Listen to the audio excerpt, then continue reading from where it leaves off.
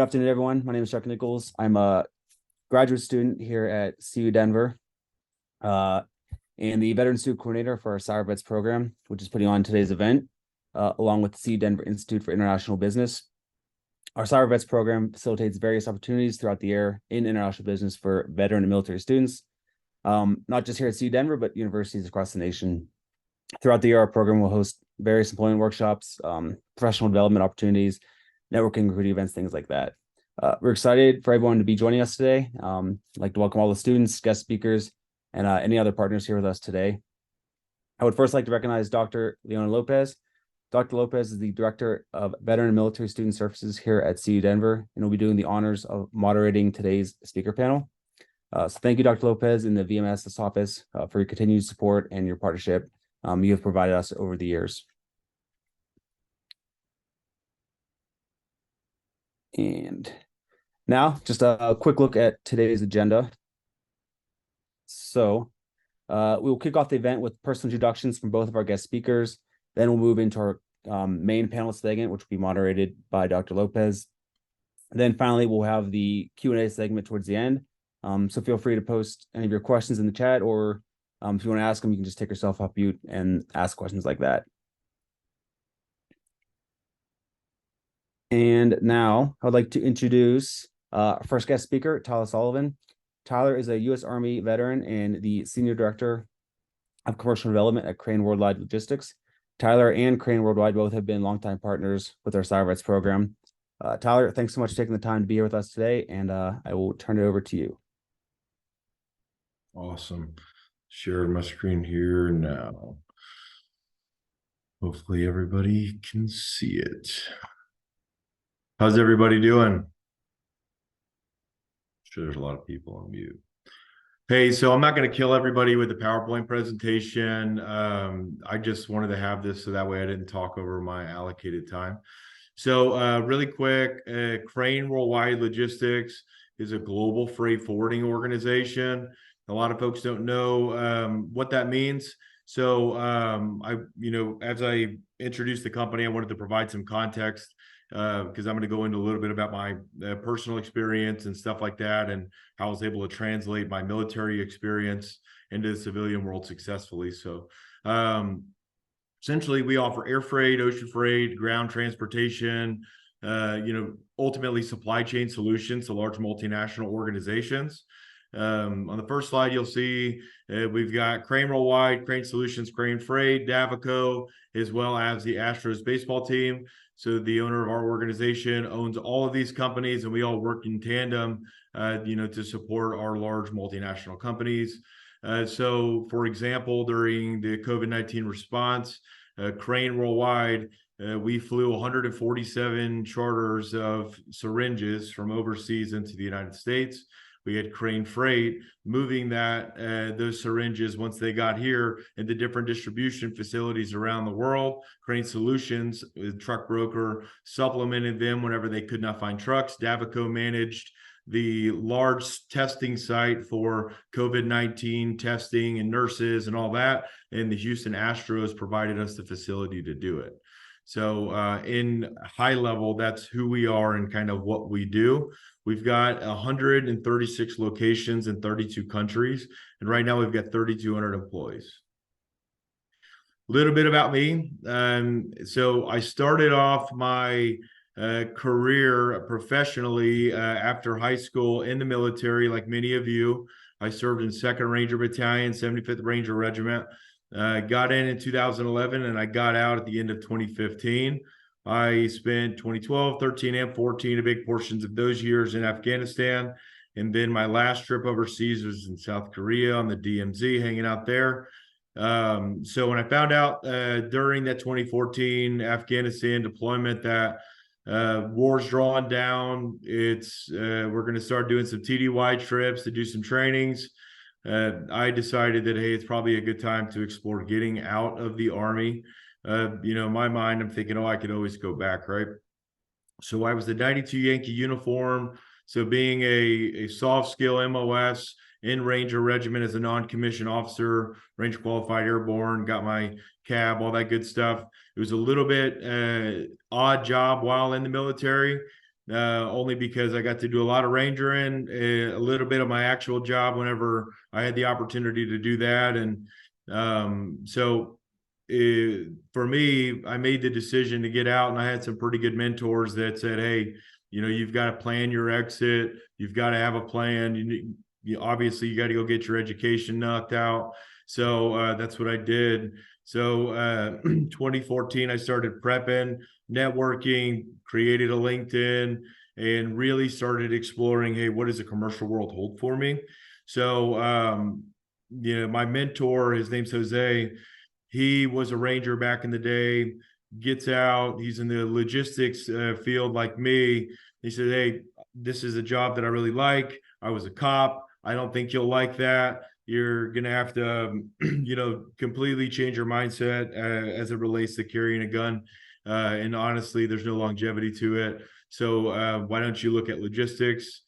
In my head, I'm thinking, all right, well, I don't see myself putting labels on things for the rest of my life because I'm thinking about FedEx or something else, right?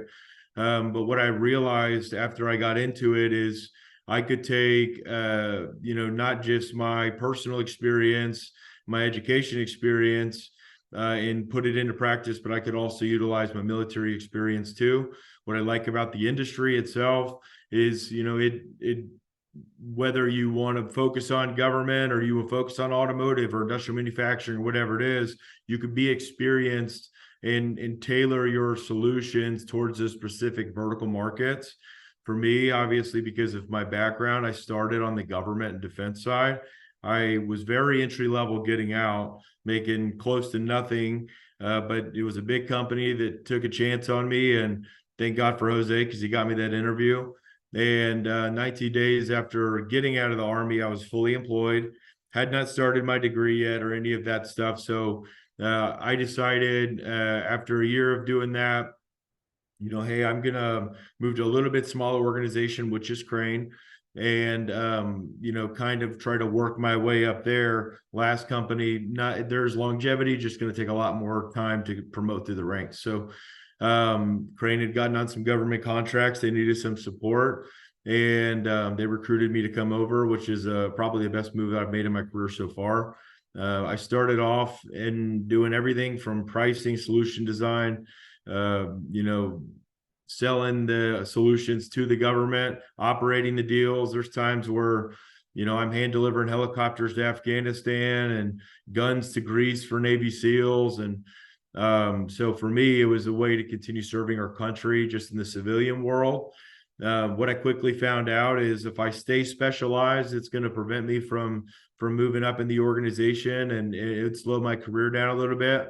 So I've recently transitioned away from just government and defense, and now I'm running commercial development for the entire organization. So what that means is all of sales operations, inside sales, pricing at the local level, essentially anything that makes the sales organization scalable is now falling under my roles and responsibilities. I still maintain the government side of it. I'm just the executive sponsor for it now.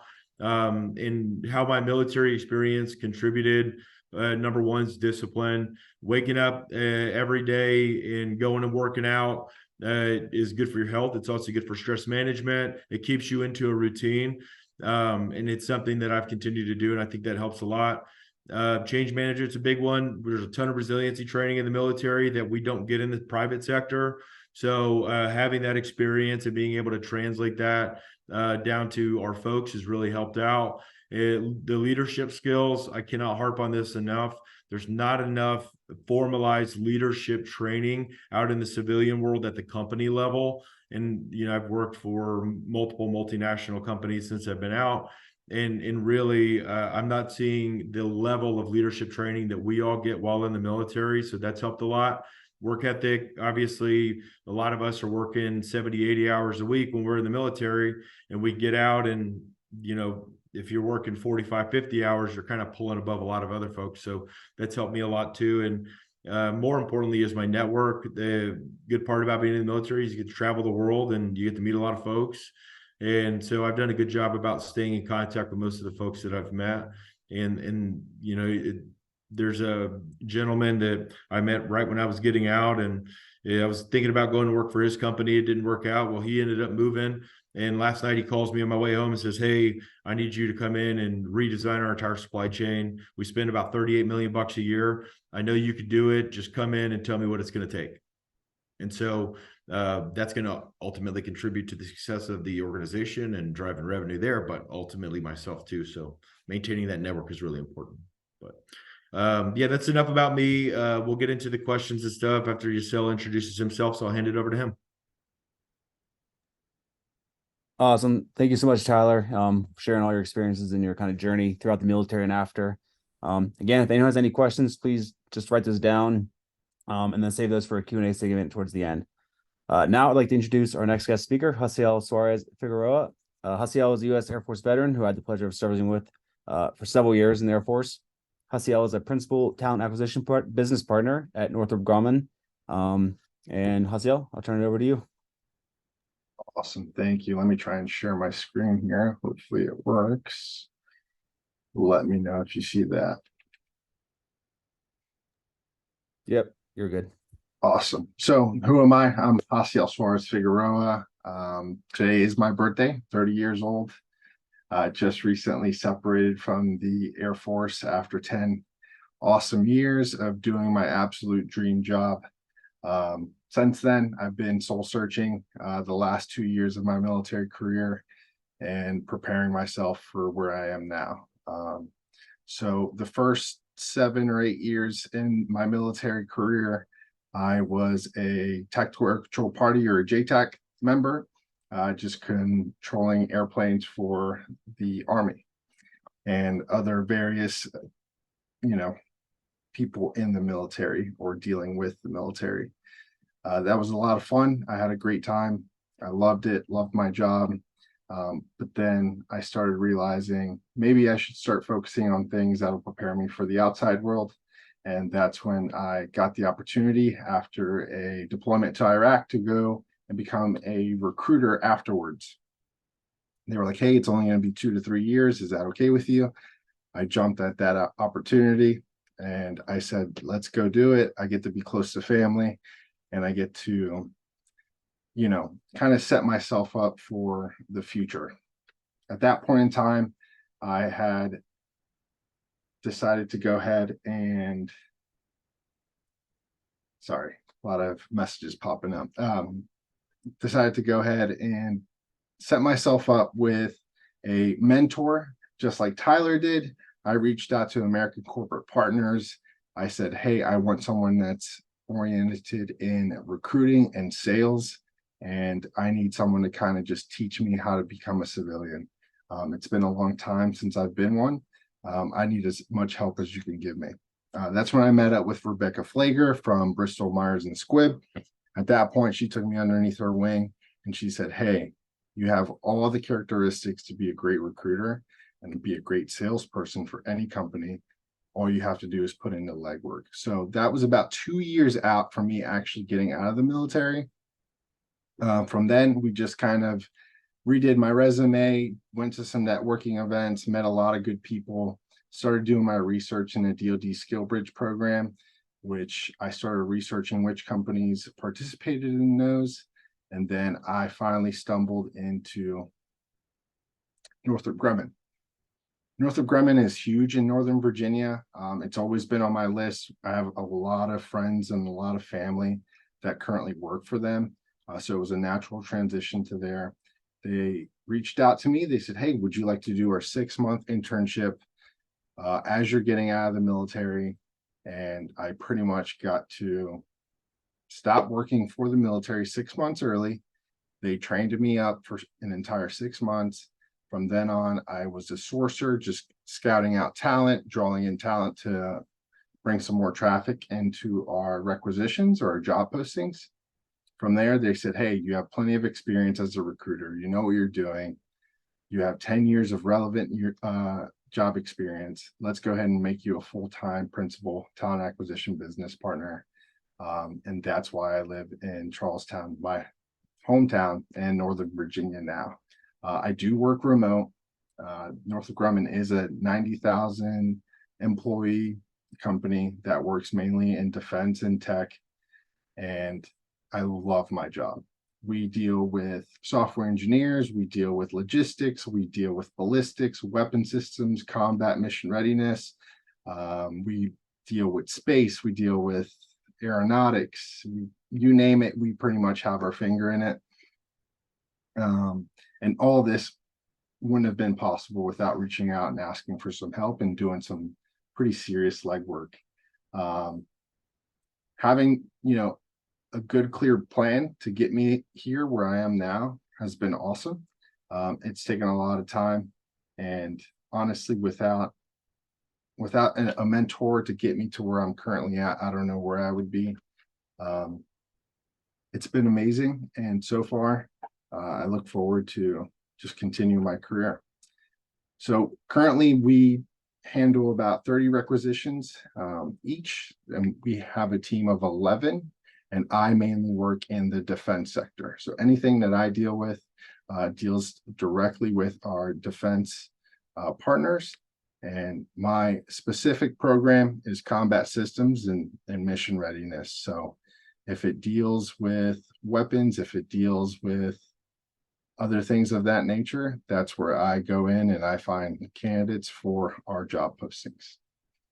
We have multiple different, people that we do business with. So yeah, that's pretty much all I have for the introduction, and I have all my other questions ready to go. So back to you, Chuck. Awesome. Thank you, Hasiel, and thank you both for kind of sharing those personal journeys. So now we're going to move into our main panel segment. So for that, I'm going to turn it over to our moderator, Dr. Lopez. Thank you so much for the introduction, Chuck. And first things first, Hasiel, happy birthday. So happy to have you here with us on your birthday. That's super cool. And Tyler and Hasiel both, thank you so much for sharing a little bit more about your journey and this experience. Some quick housekeeping items. I'm kind of running the split screen situation. So if you see me looking off to the side, it's just that's where my questions are currently housed. Please know it's not about a lack of interest, of course, because this is like the best panel session ever. Thank you all so much for being here with us today. If any of our guests do happen to have questions as Hasiel and Tyler are speaking, please feel free to drop those down in the Q&A section located at the bottom of your screen there. We do have a little segment of time socked away specifically to go over some Q&A with you. And it looks like we're running just a little bit ahead of schedule. So the really good news is we have a lot of time to get into the weeds with some of the questions we're going to ask of our two distinguished guests who are here with us today. So let's go ahead and hop right into those questions. Gentlemen, and quick silly thing, guys, I was thinking, oh my goodness. So death by PowerPoint. It's really cool to see that you transitioned out of that part of the military very quickly, because I was expecting like a 90, slideshow from both of you. So thank you for keeping it succinct. I was saying, are you sure you were in the Army? I'm just saying, death by PowerPoint is a thing across most of these branches, but I digress, guys. So hopping right into these questions, and we'll do the voluntold thing and put Tyler on the spot to go first since he was in the Army.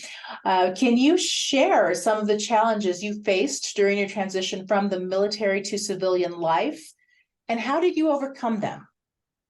Certainly can. So, believe it or not, a lot of the challenges that I faced while transitioning have not stopped plaguing my everyday life. It's funny, Hasiel, with his background as a JTAC in the special operations community, that even though he's in an adjacent branch, we're still attached to each other on the ground, right? And it's funny, there's this common culture that transcends the battlefield, and everybody's kind of pulling from the same end of the rope to accomplish a collective task. Getting into the commercial world, what I was shocked about was there wasn't a common mission and a common goal that everybody was pulling towards.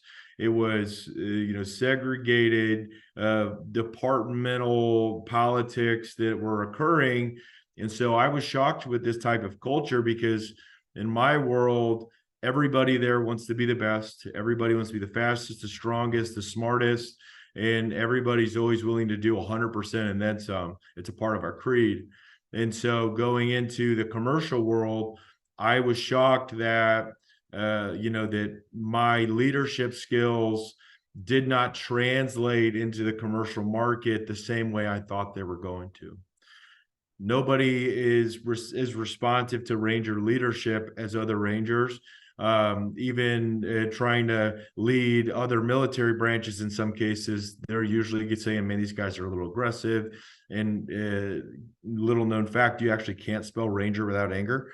I think any non-commissioned officer in the military knows that, you know, your first thought process of a non-commissioned officer is in boot camp or basic training, and they're yelling and they're aggressive and they're trying to instill a little bit of violence in everybody around them.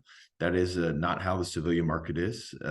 Even though I've focused on the government and defense world, I like to refer to shipping as violence of shipping. People aren't as receptive to that.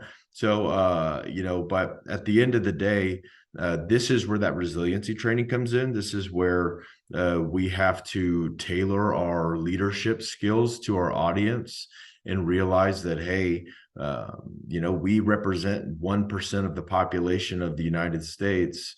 So, you know, although it would be nice if everybody could just completely understand us from day one and know that, hey, this is just how these folks are. That's not always the case. So for me, the daily thing that I focus on is, hey, when things aren't going right, you know, exactly how they should, knife hands don't work. Actually listening to people with the intention of learning from them and from, you know, not trying to nitpick what they're doing, but really trying to coach them and mentor them and learn from them. That's that was a hard part for me. The culture I didn't understand, and I've had to focus on learning it. So that's what I would say was the biggest struggle so far. Thank you for sharing, Tyler. And Hasiel, I will ask you the same question and I will repeat, but I want to just throw some info out there. So as Tyler just mentioned, veterans of military service are roughly 1%.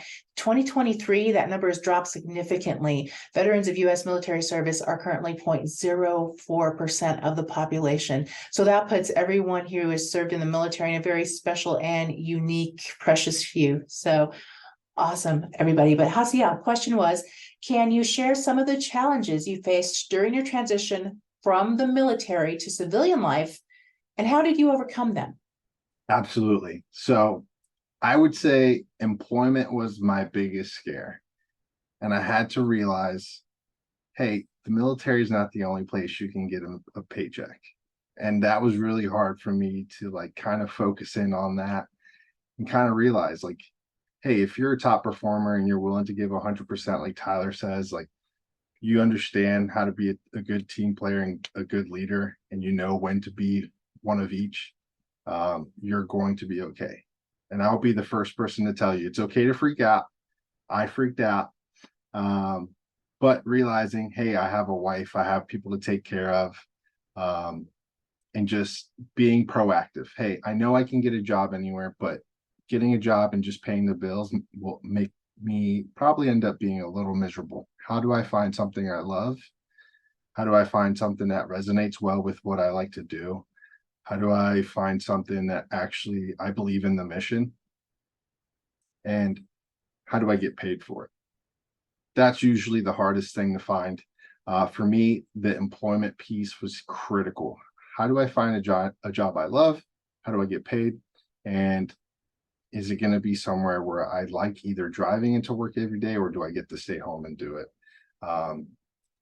That was the biggest hurdle for me. After that, after employment was taken care of, I was like, okay, is the job or is my salary going to be okay to support healthcare? I have a wife, soon to have, 2 kids on the way. They're twins. They're going to be here in April. Super excited about that. I still am freaking out a little bit about it, but does the company offer healthcare? I know I'm covered by the VA, but that doesn't help my wife out at all. So how do I take care of her? How do I take care of a spouse? How do I take care of making sure that their health is taken care of? Those are another thing that I did a lot of research of on my way of transitioning out of the military, and finally realizing all the lingo that healthcare uses is way more in depth than the military has ever taught you. Once we figured, hey, Northrop Grumman will pay for, healthcare, and you opt in and you pay your portion, I felt a little bit better. I was like, hey, I'm actually adulting. I know how to do this. And then we had to figure out, okay, now where do we live? If you're in the middle of a transition, you have to figure out where you're going to live. And it's okay if it's not permanent, but as long as it can support, your job, your soon to be job, there's plenty of places that, are safe or are suitable for you to live and find opportunities. I got extremely lucky. I got to prep all that before leaving, but those main three things, like finding a job, healthcare, and housing, had me looking like a toddler that just figured out how to walk. I was stumbling all over the place.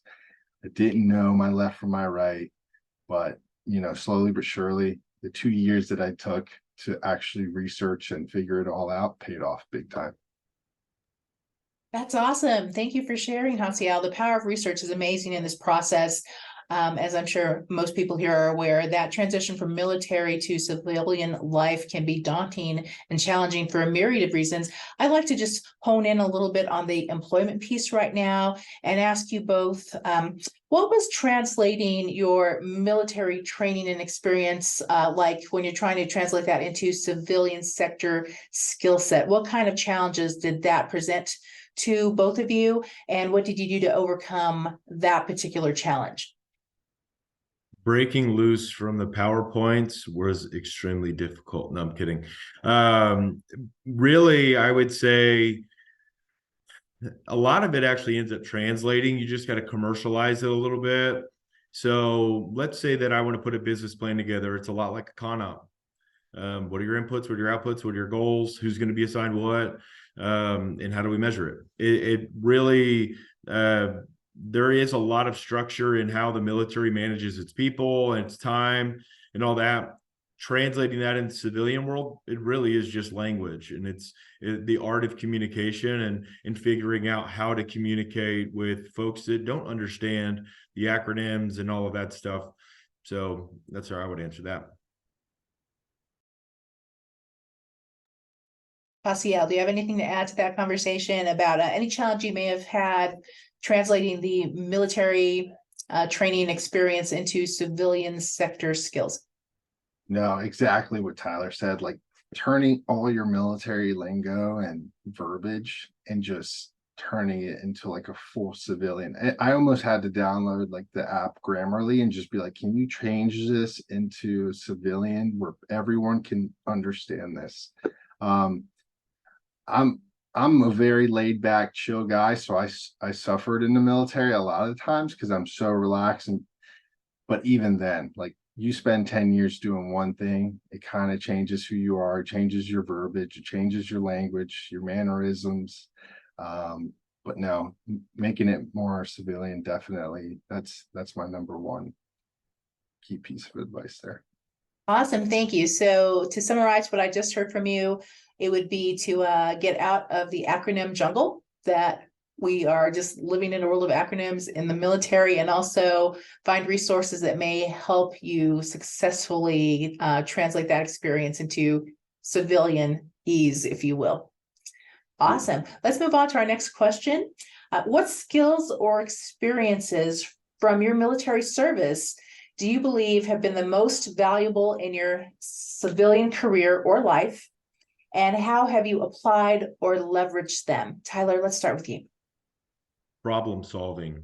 Being a part of a unit that was very expeditionary in nature and going into contested environments where, things aren't clearly laid out was a difficult thing. A lot of us in the military, there's a lot of problems in the military and we're there to solve them in different ways. In the civilian world, what I noticed that is if there's not an SOP in place and it's not a pre-established and predetermined, process and all of that, a lot of folks usually end up putting their hand up and say, hey, I don't know what to do here. There's very few folks that are willing to say, hey, I'll fix that problem. So that's something that I actually pride myself in doing, is identifying those problems, raising my hand and saying, hey, I want to be the one to address this. And I'm also not shy about asking for help from the different experts around me to say, hey, I want to fix this problem. However, I don't know anything about finance. I don't know anything about recruiting. I don't know anything about that or this or whatever. But just being willing to raise my hand and say, hey, I might not have all the answers, but I want to solve this problem. So I would say that would be one of the most valuable things that I've learned is, the problem solving side of it. And there's a quote that Yasel had on his slide about, you'll go further with team, right? And I don't know it exactly off the top of my head, but it struck a chord with me. So I wanted to mention that teamwork is the biggest one. This is actually a tough thing for me, believe it or not. In the military, we're all a part of a team. We're all collectively working towards a common goal. It's just in the organization I belong to, it was as hyper competitive as it physically gets. It's not always the right answer, in the civilian world to try to make your boss look bad, to try to outperform everybody around you, to shine light on yourself. There have to be times when, don't raise your hand to say, hey, I'll fix this, I'll do that. There's other people around you that are also looking for those opportunities. And if you're constantly overshadowing what they're doing, ultimately they're not going to want to follow you if you did get put into that leadership role. Vice versa, your boss might not always have the right answer to everything, right? Telling him he's wrong probably, or him or her that they're wrong probably isn't the right answer. So the decisions that I make and the way I communicate with people is, hey, how does the overall situation impact the overall team? And I stopped because going to the civilian world, you think it's going to be all about me. It's all about my paycheck. How do I get ahead? Because that's what it is for most folks. But what I find is people who focus more on the team, people who have a selfless leadership mentality, end up moving ahead a little bit further. Thank you. And do I need to repeat the question? No, I got this one. I think I got it. All right. So ability to adapt and being flexible. The military does a fantastic job at teaching you that. And I think it translates extremely well into the civilian sector. Like the ability to be able to work on like multiple different projects on timelines at the same time. I think the average person would get a little stressed out about that, but for anyone that's been in the military, they just know to go with the flow, do the best you can with what you have, find problems like Tyler said, and just fix them. There's nothing, bringing problems and highlighting problems does nothing without a solution. So, bringing those solutions to the board, being a good team member, stress inoculation, just being around so much stress in the military, at least for most people in the military, like bring on the specialized workload. If you need in the civilian sector, they don't necessarily want you to do everyone's job. They want you to do your job very well. And that was very hard for me to figure that out once I made it to the civilian sector. Is like, all I have to do is be a good recruiter. They don't need me to be a good marketer. They don't need me to do that much finance, but I know who to contact if I need to find those pieces of information. The last thing that the military helped me out was the high level of responsibility. I received it day one. You get into the military is, hey, you are responsible for either this piece of equipment or these people or this mission, or hey, this is your career. What are you willing to do to make sure that you're successful? That was huge. And I think it's kind of like a personality trait that now it's like, hey, you have a team below you. And it's like, no, I have a team. They're just a team. They're not below me. That's my team. So that's all I got. Thank you. And I would like to take a moment to remind our guests that if you do have any questions as our guest speakers are elaborating on their experiences, please feel free to drop those down in the Q&A, and we'll make sure we address all of the questions at the end of our session here.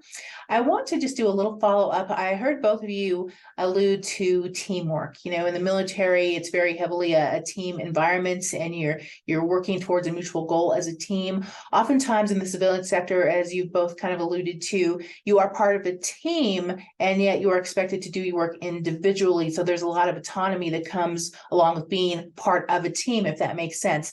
How is having autonomy factored into your experience? Have you found that to be a challenge? Have you worked through that well? But the idea of autonomy in civilian sector employment, even though you're part of a team, how are you navigating that? I think that if it really boils back down to your personality. For me, I'm not the kind of person who likes to do mundane tasks, A, B, C, D, E, and then repeat. I have to have the flexibility. I like the autonomy to be able to decide what I'm going to prioritize on a daily basis. Where I struggle with this is I've got employees who do not possess the same qualities that I do as it relates to the autonomy. Some folks want to be told, this is what I need to do. And so for them, I establish left and right limits and tell them run as far and as fast as you can go. But I'm not gonna tell you how to put your feet in front of each other. One way that we combat this as an organization is we've actually got it's called predictive indexing. And so anybody who signs up for our organization has got to go fill out all these questions, and you're not getting a secret clearance. You're just, we're trying to understand what makes your brain tick and how it works. And then we run reports against the manager you would work for. And so in order to understand how to best lead that person, how to best work with that person at the person-to-person level, we actually use that predictive indexing. And so for me, I know that, hey, I'm a captain. I like to, have autonomy. I like to drive things from the front. I like to be in charge. And so having the civilian folks that I work with that aren't that way, having those reports help me a lot, because I can tailor my leadership skills directly to them.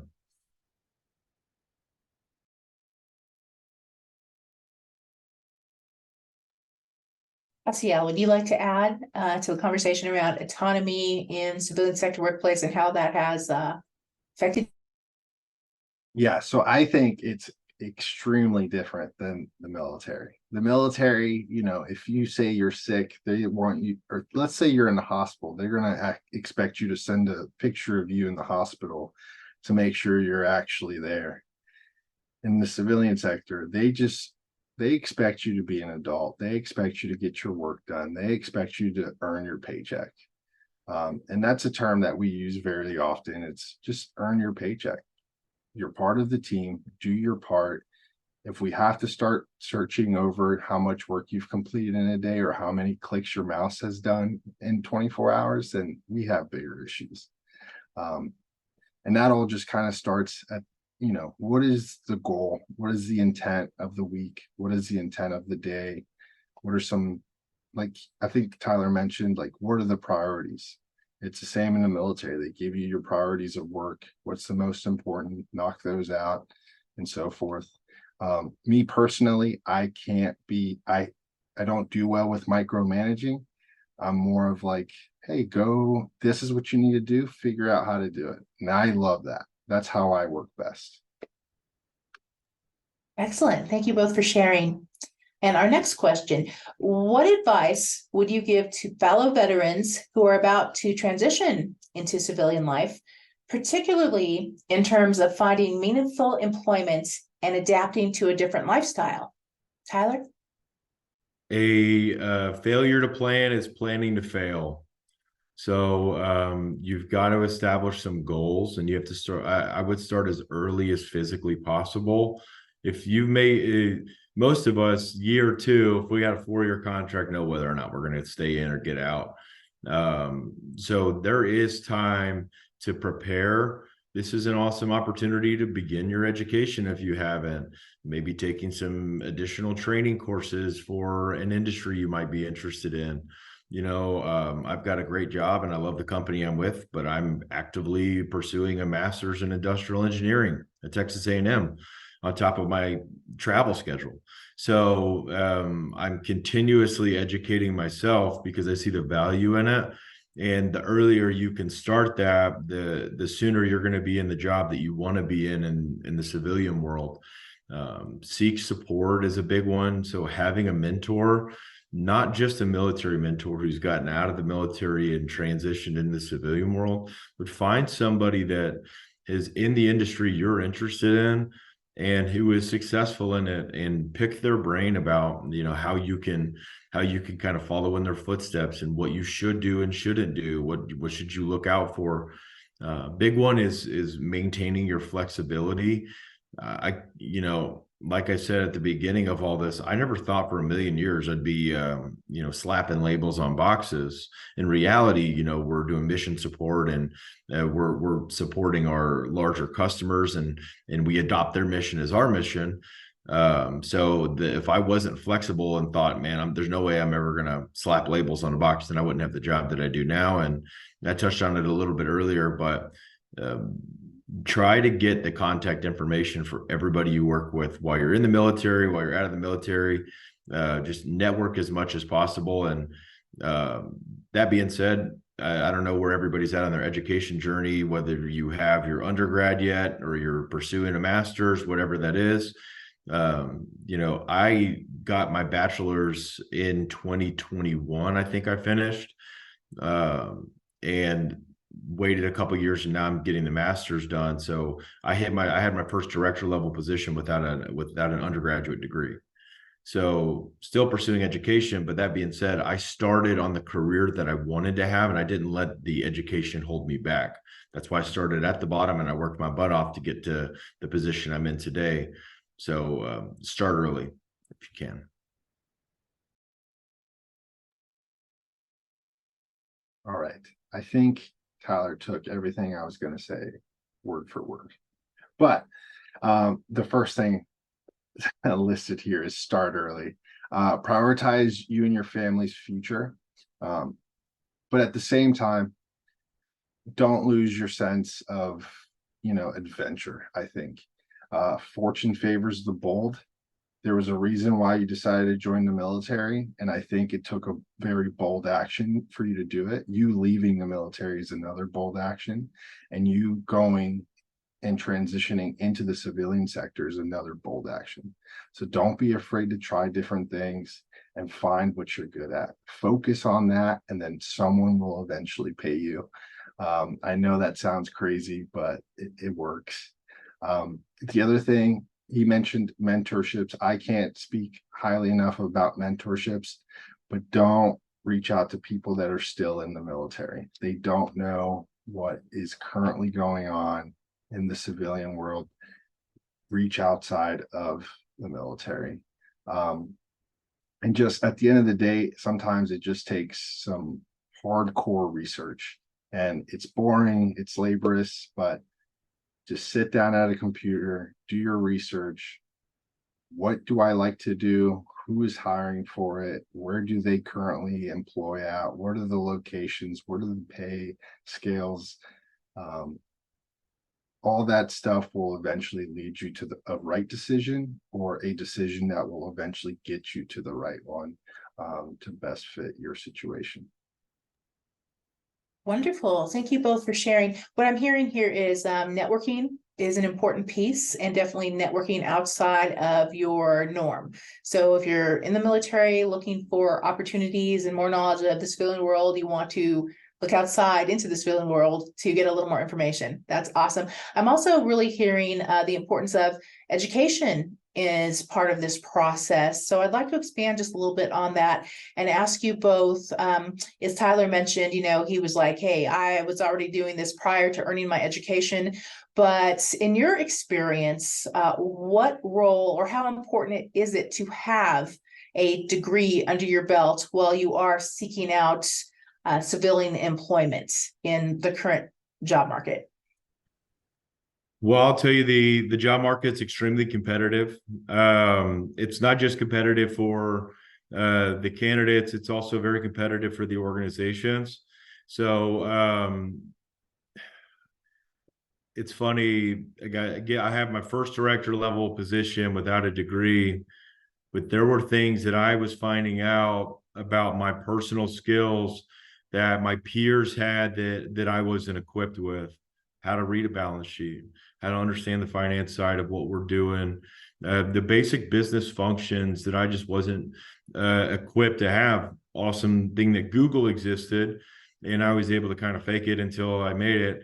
The good thing about that is I was in the industry and in a similar role that I wanted to ultimately end up in long term.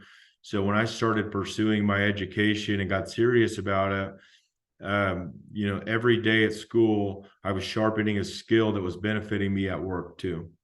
And I didn't treat it as, hey, here's just another class I got to get a B in to get through. Because if you treat anything like that, it's not worth doing. In my opinion, if you're going to do something, you have to put everything you've got into it.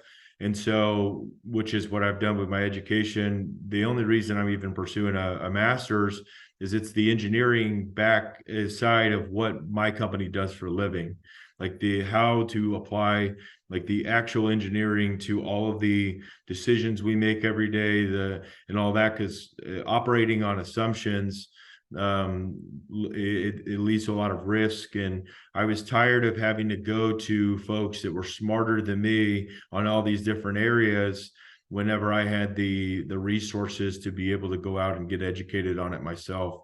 And as a leader in any capacity, we owe it to subordinate leaders and to our employers to continuously improve, because they're making investments in us every single day.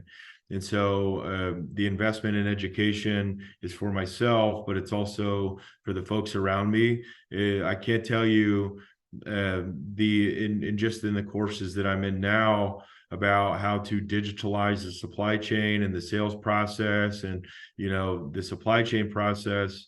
I get to take that knowledge back to work with me every day, and I get to share that with my colleagues around me, in which they sometimes enjoy, probably don't enjoy other days whenever they're too busy. But so yeah, it's played a vital role. And whenever school's all done with, continuously educating yourself on the job and documenting it is a really big deal. Spend the time to learn something that you don't know how to learn, and then write down as much of it as you can, because you want to be well-rounded as much as possible, and understanding, if I do this here, how does it impact it downstream or upstream?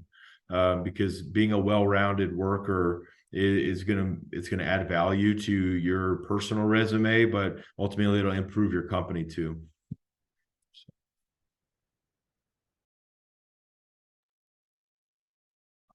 I think I got the question, Doctor. I think I got it. We'll see.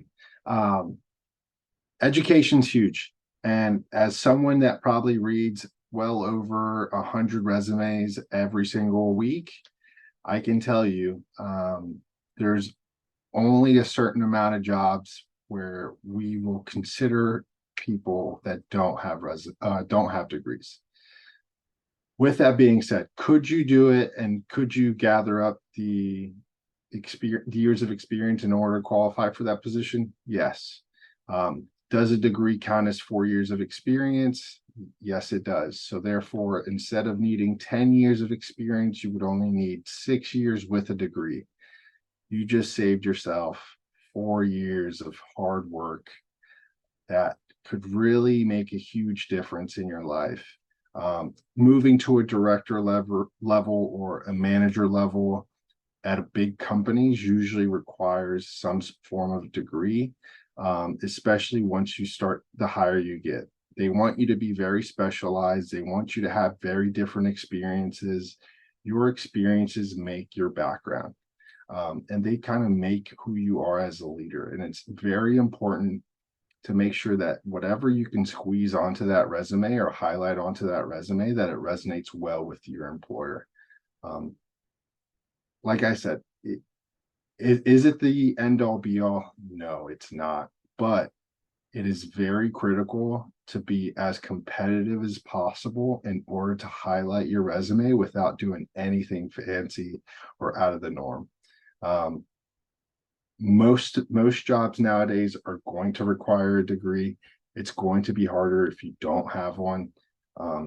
Is it possible? Yes, it is. But you have to be willing to put in the long hours of just hard work and years of, clocking in every day to prove to your managers that you deserve it without a degree. Thank you. And what I really love about our panel here is that we're literally seeing both of these in action. We have someone saying, absolutely, it's important. It gives you a competitive edge and advantage. Is it necessary? Not necessarily. Tyler is living proof of that. He achieved director level prior to earning a degree, which is honestly kind of rare, but it can happen. He is living proof of that. Something I heard you say, Tyler, was, you fake it until you make it. And sometimes we hear it said, dress for the job you want, not the job you have. And sometimes I think, oh my God, I must want a job as a roadie for Pearl Jam. Like, why did I make this outfit choice today, guys? But when we consider the importance of things like that, like, fake it until you make it, or dress for the job you want, not the job you have, or just the power of believing in yourself, how much of a role do you think those things play in the process of, being successful within your industry? Is it significant? Is it just kind of like it worked for me, so it should work for other people? What are your thoughts around just that power of self-belief and perseverance, and how important that is in this process of finding civilian sector employment? I can't tell you how many times I've had to tell a LT, sir, you look lost, pretend like you know what you're doing. That doesn't translate well in civilian world, but I think, faking it until you're making it, it's a funny term. And I think it's important to be confident in your skills. There's no surprise, I'm wearing a jacket here at the house. I like to dress nice for work. The way that I look at it is I'm trying to set an example for others to follow. And so, I don't know, I just feel different when I'm dressed nice. I feel more confident. I feel like my words are received differently by customers, by employees, etc. So yeah, one of the things that I wanted to make a point on is faking it until I make it. People say, I see a lot of times where people will overcommit on a job, which I'm all for. If you can get the job that you want and you don't think you've got the skills to have it, and you can obtain those skills within that minimum required time of them letting you sit in that role, pursue that and go grab that. What kind of ends up biting people in the butt, because I'm well known for taking chances on people. If I think somebody's got the right attitude, they dress the part and they're articulate and all that, I will always take a chance on somebody. The problem that they run into is when they don't know the answer to something, or they're not formally educated in it. They think that, man, these guys everybody's probably heard of imposter syndrome. There is nothing more valuable than communication. Communication is the language of leadership. And so I always openly encourage my folks, if you don't know how to do this, you've got to try to figure it out and all that good stuff. But this is why I exist. I live to support you, even though I'm the one signing your check. At the end of the day, I work for you more than you work for me. So I knew I took a chance on you. Raise your hand when you don't know. And if you know something that somebody else doesn't, you need to be the first one saying, hey, here's how you do that. A lot of times what I see in the commercial world is, because somebody's really good at one thing, they try to protect that. They don't want to train other folks. It makes them less desirable in the marketplace. For me, anytime that I know something that somebody doesn't, I'm trying to get that knowledge off of me. And when I see somebody who's real sharp on something, I'm asking for it. I usually try to ask for that knowledge before I really need it. But I'm also not afraid to raise my hand and be like, hey, I don't know how to do this. Will somebody please square me away?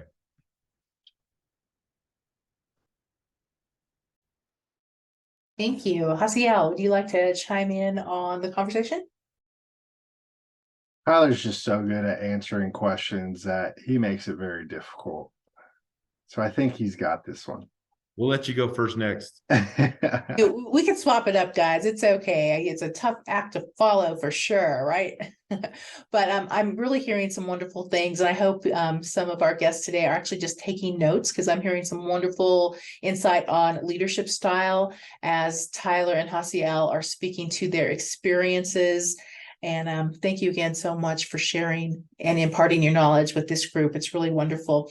Our next question is, what strategies did you use to bridge any gaps between your military background and the requirements of civilian job roles? And let's go ahead and just switch it up. We'll start with Hasiel. All right. Hopefully I can steal some of these answers from Tyler now. All right. So translatable experiences in the military are huge. So whatever courses, whatever certification, whatever experiences, whatever deployments, whoever your customer was, whoever you supported for a operation, or any of those things are critical to bridge the gap between your military background and your civilian job role. Rarely will you be a 100% match for a job. Trust me, I know this because I do it every day. It's not easy to find someone that matches 100% for what we're looking for.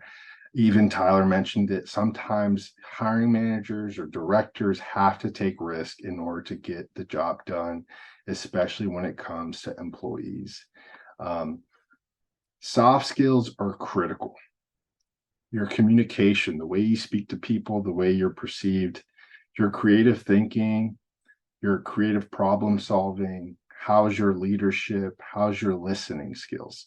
I think a lot of times people want to say, hey, I can talk very well in front of people, but how good are you at listening when people are talking? How do you translate that information into action? How do you understand when people need something or they're just there to talk? That is huge.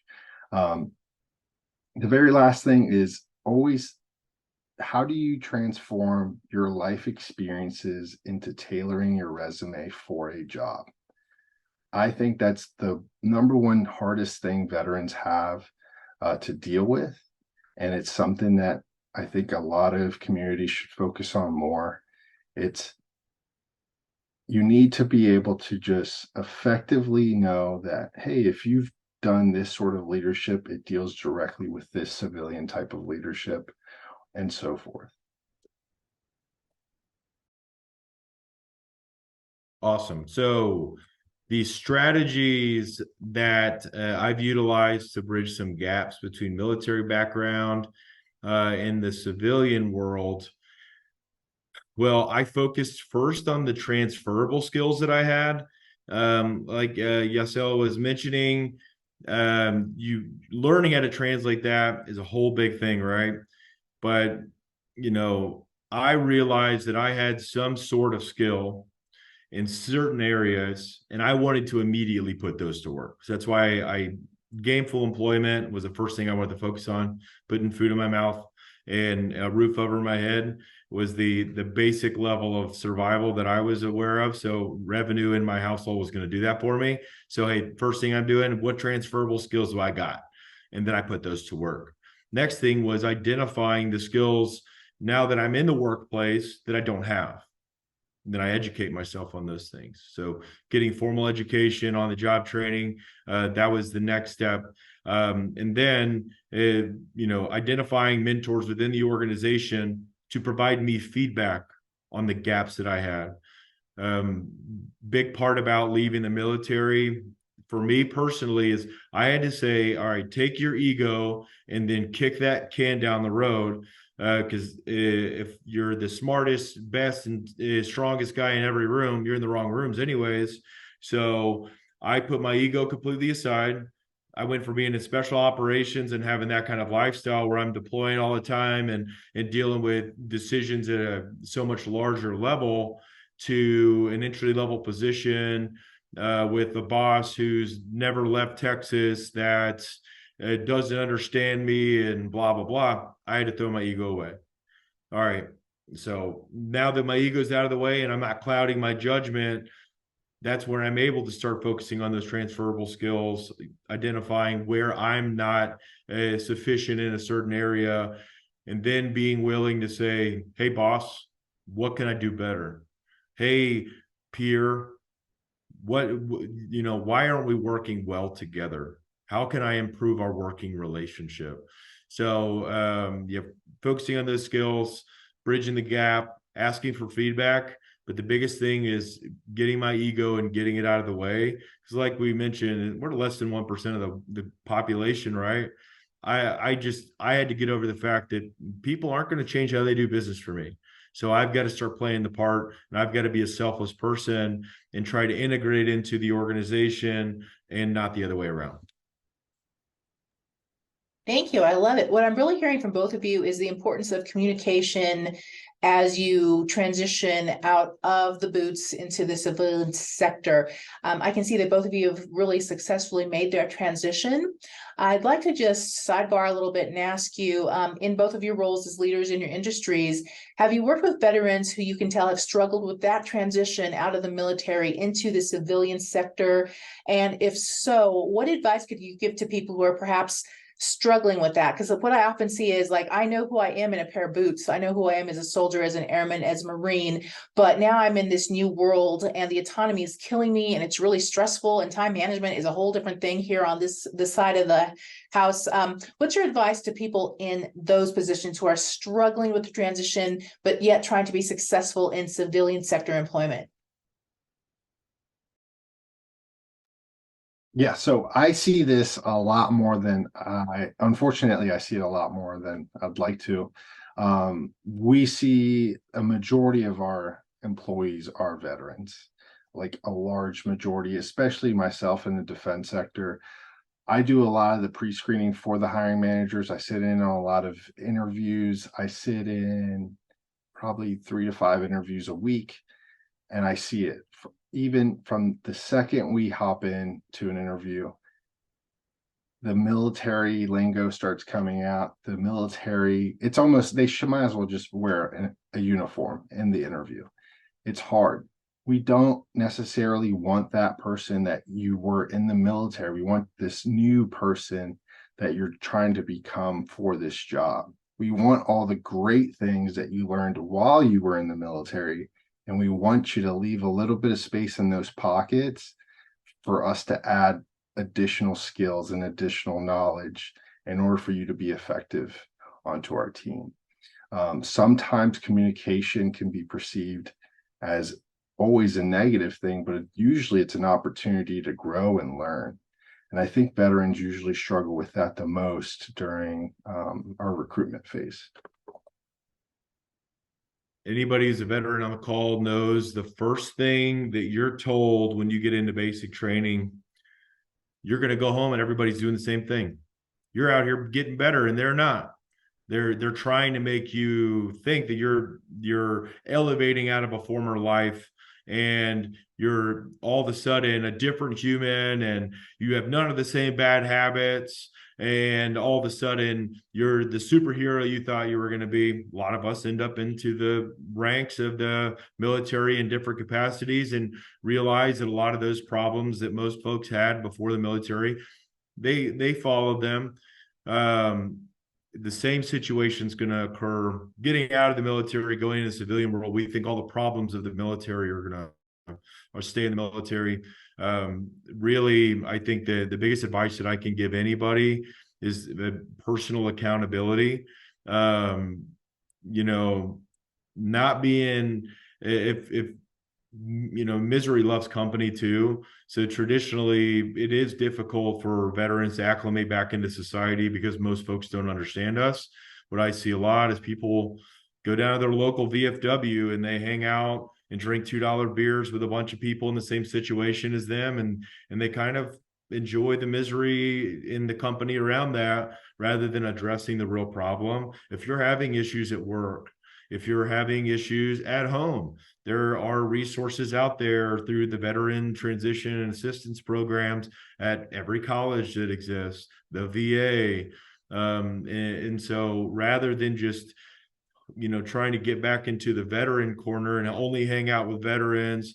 And hey, my boss's feedback's BS. He just doesn't get me, any of that. When I see veterans that aren't doing well, it's usually, they just don't understand how to, I don't know, I guess, acclimate into the commercial world, because they feel like, hey, these people don't get me. I came home. These people are still doing the same things that they were doing. My drill sergeant was right. And so, yeah, I guess it goes on to my last point was, put your ego away. We're all humans. We all have different lives. There's not a universal standard of rationality. So just because somebody has a different view than you, or they provide you feedback that you're not comfortable with, you should put your ego away and listen to that feedback and try to just make, becoming a better human, not a better veteran or a better work employee, but just a better human every day. So that's awesome. Wonderful advice, both of you. Thank you so much. What I was taking away from that is kind of that old saying, wherever you go, there you are. It took me 5 decades of life almost to figure out what that even meant. But I heard that in what Tyler and Hasiel were sharing with us right now.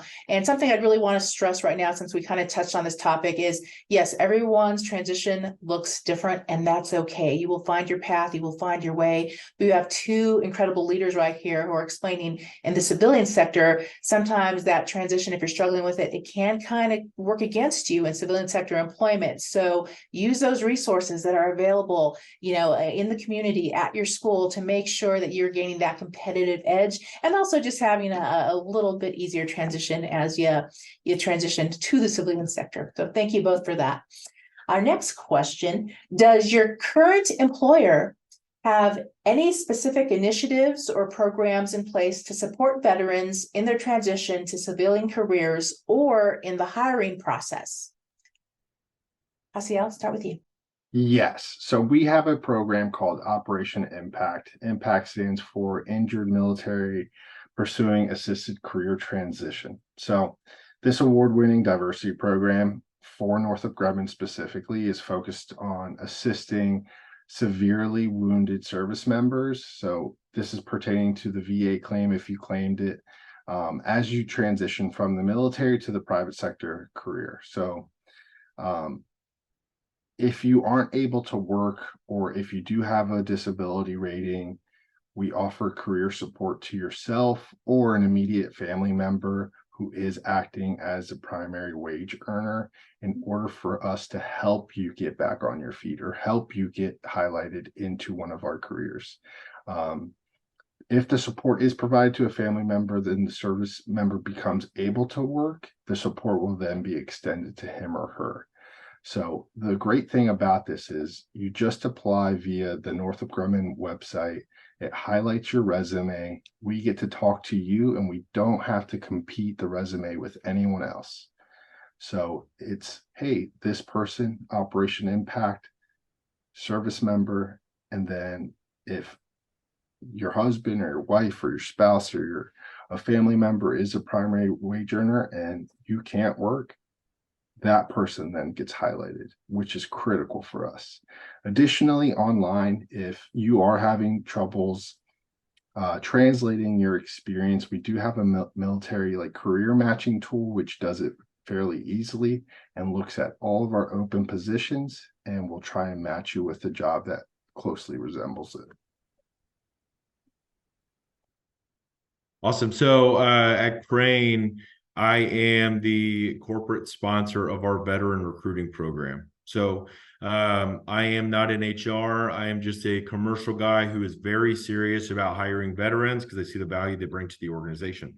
So, and in the chat, I put our careers page.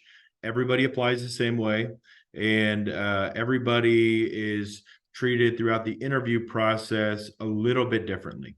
We've got some internal coaching for the managers in the organization to help them understand what a veteran resume looks like, how to read that resume, and what kind of questions to ask these veterans. So we've tried to standardize that process a little bit. And we touched about it earlier about integrating veterans into society. I struggled with this a little bit as we were developing the program, because in my mind, you go to your ACAP program when you're getting out, and then all these different groups that are really tailoring support specific to veterans. You can go to a resume building class on any college campus for a veteran. There's a dozen of them a week. So rather than focusing on just the soft skills and all that stuff, what I wanted to do was really prioritizing integrating those veterans into the organization, but assigning them a sponsor who's already a veteran, who's already in the company, who's already doing it, who's kind of monitoring their performance, who's not their boss. So if you're a veteran coming in, you get a veteran mentor. Rather than being treated differently, getting set aside in this group and all that, and being ostracized from the company, we want to integrate you. We want to make you feel like you're a part of it. But in the background, you've got that veteran mentor. And a lot of times, believe it or not, depending on the level of position, it ends up being me. And I just sit down and I work with these folks, understand some of the complaints they have. I learn a lot about our company in the meantime. So I get to make some pretty good decisions because of that. But really, we treat it almost a little bit informally, because I don't know, I wasn't treated special whenever I was getting out, and I just had to pull my bootstraps up, and it worked really well for me. And I was open about, going and getting feedback and stuff. So the feedback is kind of forced back on the veterans. Hey, thank you for letting us know what's going on. Now here's what we're seeing as a third party who's not your boss, who's not working directly with you, just as a veteran who's already been successful here. Here's what I see. Here's my perception of your reality, and hopefully it helps. So that's what we're doing. That's excellent. Thank you so much. Really appreciate all the information you're providing. And I'd say, Hasiel, also, please don't be shy. If you are currently hiring at your company, feel free to drop that over in the chat box so our participants have an opportunity to check out both of your companies. That is the end of our formal questions. So now we're going to go ahead and toss it over to the questions that have come in while both of you have been speaking. So we're going to kind of be I don't want to say here and there, but we're going to go in the order they came in. So some of them may be things that you addressed earlier in our conversation today. Our first question is from one of our anonymous participants, and it's a question for both Tyler and Hasiel. It says, you both attribute a lot of the beginning of your success to mentorship. How do you find mentors? What's a good way to find mentors? Tyler, you're on mute. Your grandmother has told everybody about your military service. Your mom's told everybody. You've had external marketing on your behalf since the day you left. That's the first place I would turn. That's because there's all these people out there who have been following your military service since the day you left. That's why you've got all the photos on your parents' wall at your house. That's why your mom's Facebook's riddled with your basic training photos still. There are people in their networks that have already transitioned out of the military that are in the civilian world that are hiring veterans. That is the strongest network that you can tap into. Like Hasiel mentioned, a lot of his family works at the same company he works at. So, all right, over to you, brother. All right. So if you can't find a mentor on your own, I can't help but plug this because it helped me a lot. I felt so lost, and I was just like, I'm 2 years out. I'm going to try and keep it a secret that I'm getting out of the military. I reached out to American Corporate Partners, and it's American Corporate, I think it's acp-usa.org. And they help veterans and spouses find their next careers. And you will be connected with someone who is a subject matter expert in their field, whether that's sales, recruiting, logistics, software engineering, Scrum, Agile leaders, you name it. They have everyone and anyone that you can think of, from an E3 that got out of the military 5 years ago to a major or a lieutenant colonel. It doesn't matter. They will find someone that's appropriate for you to have a mentor and to give you some serious feedback. And they'll keep it real. So look, if you're not looking for honest feedback, a mentor is only as good as their feedback. And they were pretty awesome with me. I love that. Very sage advice there. Mentors only as good as their feedback. And I would like to just chime in too, and it ties into what Hasiel just said. Really, just don't be discouraged. Don't take no for an answer. You know, if you have someone in mind that you would really love to work with, approach those people. I would say flat out ask them. I was once in a position where I was told, don't you dare approach people and ask them to be a mentor. Mentor should come to you. That's ridiculous advice, in my opinion. If there's someone you'd like to work for, someone whose work you admire, ask them. A lot of times you may hear no. They may be very busy individuals and can't donate that time right now. But as Hasiel pointed out, people have connections and networks, and they can put you in touch with people who can help you out. So thank you for that, gentlemen. Our next question is from one of our CU Denver team, Miss Sydney Hughes, who is in our Career Center here at Links Connect on the University of Colorado Denver campus. And this is for Hasiel specifically. Given that you now have experience hiring in the civilian world, what attributes or skills stand out for you the most when hiring candidates? And second, it's a two-part question. What recommendations do you have that could help our transitioning veterans sell themselves during the process? So how should we sell ourselves, and what's standing out for you? Okay, the number one thing that is the most evident is preparation. Whether that is tailoring your resume or doing your research on the company or understanding what Northrop Grumman does or is, that is critical. Most interviews happen in two stages. We ask behavioral questions. Hey, who are you as a person? How well were you on a team?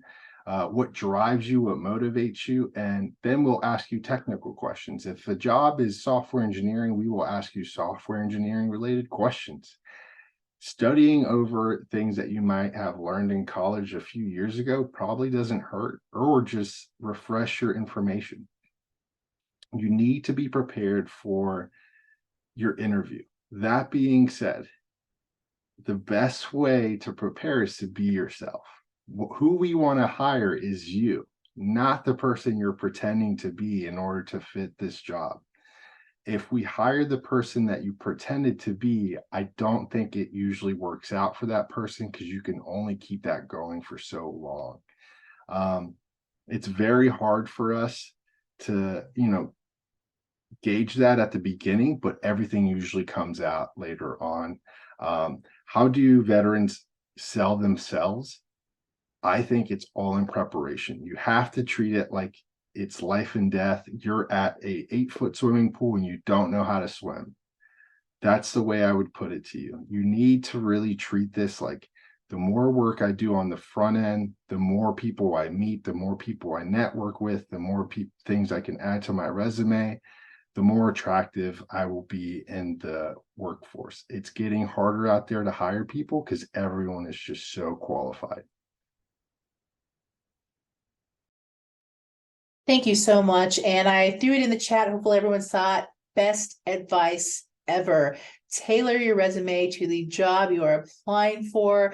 Anyone who's ever sat on any kind of interview or rather search and screen committee can speak volumes to this. So, we'll see resume. Someone's applying for a director of disability resource services, but clearly the resume was tailored for just generically, or for a job in, student affairs generically. So just keep those things in mind. So important. That goes double for cover letters. So make sure you're tailoring the cover letters for the positions that you want.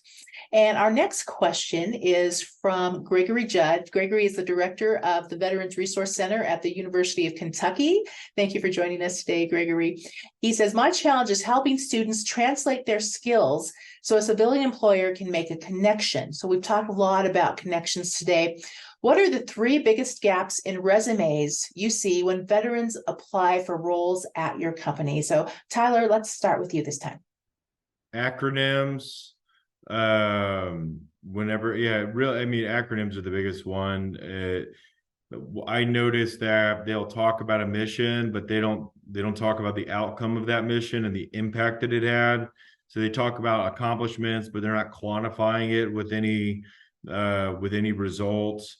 And very seldomly do I see a lot of the soft skills mentioned. Maybe there's a gap there, but yeah, so it's I don't know, it's almost like they're putting their enlisted or officer record brief on a piece of paper and sending that in as a resume.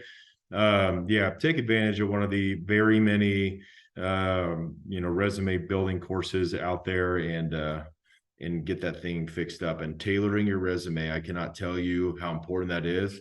There's key roles that, like very technical roles like supply chain engineering and stuff like that, that we're hiring for. And if there aren't matching words between the job description and your resume, you are not going to get considered. I don't care how long you've been doing it or any of that, because if we have 1,000 resumes, I'm going to have a software system go in and pull out the keywords and give me the top 10, top 20 resumes. Excellent, thank you. And just to do a quick time check on us, we have about 8 minutes left and a handful of questions left. We're going to do our best to get through as many of these as possible. Next question is, with your experience in international markets through the military, did that influence your career choice? And did you want to make sure you kept working on an international capacity with international companies or in your role specifically?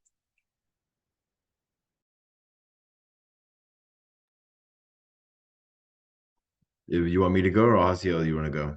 I don't mind going for this because this is what I do, international. But yeah, so for me, I don't know. I had a hard time. My first job was very domestic, like transportation focused, and it was at a bigger company, and I absolutely hated it.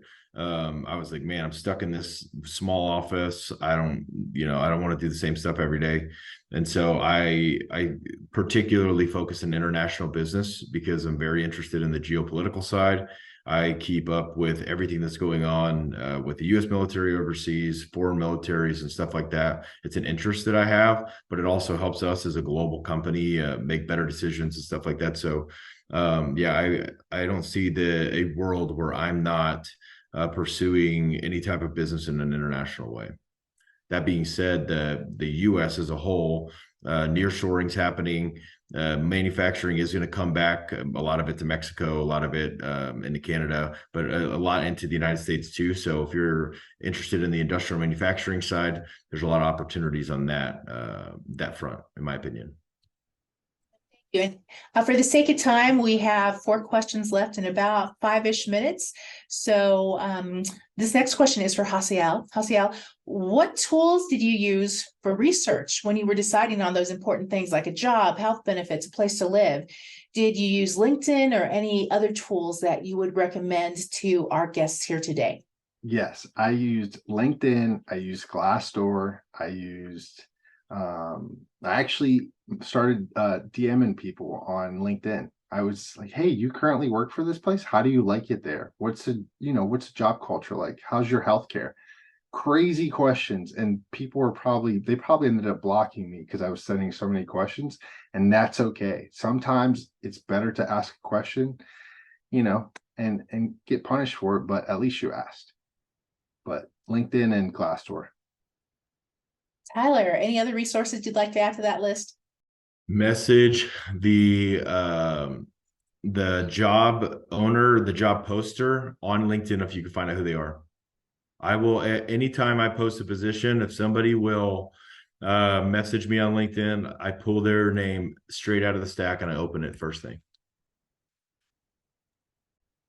Love that. The power of resources is so important as you make this transition, as you're looking for civilian employment. Thank you for sharing your resources with this group. Our next question is from Lena. I hope I'm saying your name correctly, Lena. How to get connected with the speakers related with job internship opportunities at their company. So I believe Tyler has already dropped a link over in the chat section that goes over some stuff. Hasiel, have you had an opportunity to drop your information in there as well? So both of our speakers actually have already dropped their information into the chat. Please make sure you're checking out their pages or their LinkedIns. That can really help you bridge some of that gap when you're considering employment opportunities within their companies. So I'm sorry I answered that question for you, but I want to make sure we get through the other couple questions here.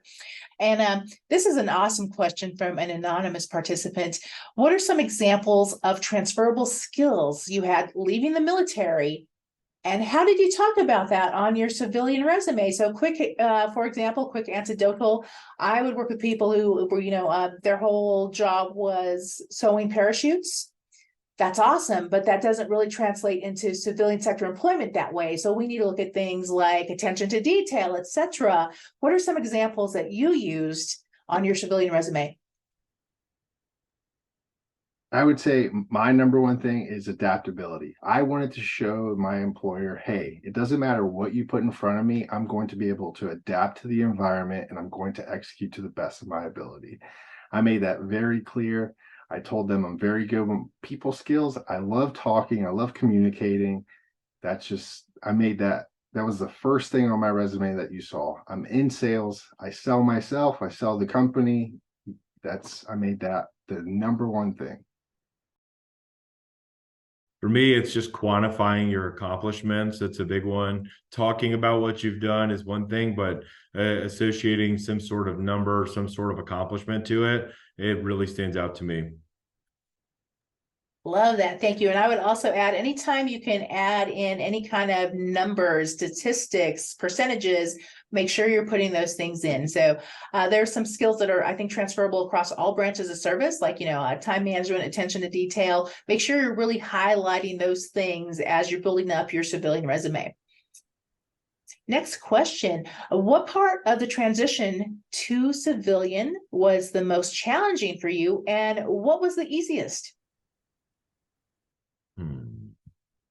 Easiest, I would say, is the work ethic side. I didn't take any time off, so I just got right into it. So I haven't had time to let my batteries go completely on E. So that's probably the easiest one. The toughest one for me was I would say really it goes back on the culture. I've never imagined a world where somebody would say, hey, that's not my job, I don't do that. The world I come from, everybody's like, no, I've got you. I'll figure that one out. So that was the biggest one. And overcoming that really was just me putting my ego aside and realizing that you need worker bees too. I think the biggest hurdle was the great unknown. It's almost like you don't know what you're doing after you're done college, or you don't know what you're doing after you get out of the military. Take the scariness away from that, take it as excitement. It's a new chance for you to start a new career, and it should reinvigorate your desire to work. I also didn't take any time from my military time to Northrop Grumman. It was a seamless transition. I love what I do now, and I haven't looked back. Thank you. And is the lack of current or recent security clearance keeping us from jobs where civilian employers possibly need a clearance? Have you run into that problem? I have not. I haven't either, and there's a lot more jobs out there than not that do not require a clearance. Agreed. I think a lot of those come in when we're looking at some of the DoD contract work after the military. So maybe in those situations, you would still need to continue a clearance. We have one last question and we're right at time. So I think we can squeeze this one in. How do you find additional networking events for veterans in our cities? Where's a good place to look? LinkedIn and Google. Yeah, it's it's funny, and believe it or not, actually Facebook. The other day I was at Tractor Supply buying a bunch of dog food and stuff for the place out here, and a guy saw a Ranger sticker in the back window of my pickup truck, and the first question he asked me is, "Are you on the Houston Ranger page for Facebook?" And I was like, no, I'm not. And the amount of folks that were actually on there in Houston that were former Rangers, it was unreal, all because of a sticker in the back of a pickup truck. So Facebook. That is awesome. And you'll see some comments over in our chat. CIBERVets, make sure you're following our social medias at CU Denver. We had a huge event, part of our Veterans Day week activity that was a career and resource fair. But the resources are out there, they exist. You just need to get on the right listservs. And I'm starting to talk quicker because we're kind of at time. I'm going to kick it back over to Chuck, who is going to help us wrap up the day. Thank you all so much for being here. Awesome. All right. So thank you everyone who asked a question. We had some absolutely amazing questions. And thank you, Dr. Lopez, for doing an incredible job moderating today's event. And also thank you to Tyler and Hasiel for all the extremely helpful information you provided throughout the day. I know I definitely have some great takeaways. So just next slide. So just a quick overview of our kind of 23-24 CyberVets school year events. So our employment workshop we already completed earlier this semester. Our next major event though will be our flagship recruiting event, which is recruiting tomorrow's global leaders from today's veterans. And that'll be in the spring on April 3rd. So to the right, you can see some of the companies that we've had in our past events, such as Crane Worldwide, but also Amazon, Ball, Sierra Nevada, and many others. So feel free to scan that QR code if you want to register. But we'll also be emailing out some additional information after this event in the coming weeks.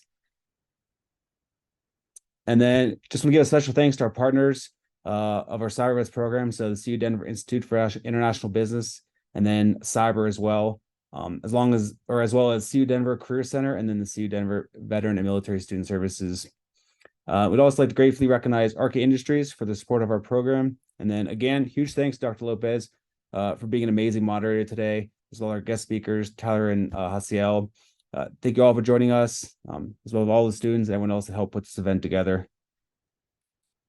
And lastly, if you haven't already, you can join our LinkedIn group. And we'll post that link now in the chat. You can join that group to track potential job and internship opportunities. We'll share those in there. Also, our upcoming events we'll put in there as well. So it's just a good way to stay up to date on all of that. And then feel free, if you have any other questions, you can reach out to CyberVets, our email, or my personal email as well. And then that's it. So if I will open it up one last time for any final questions. If you do, don't hesitate to reach out, either email us after the event. And we hope to see you at our next event in the spring. Thank you everyone for joining, and have a great rest of your day. Bye, everybody. Good luck.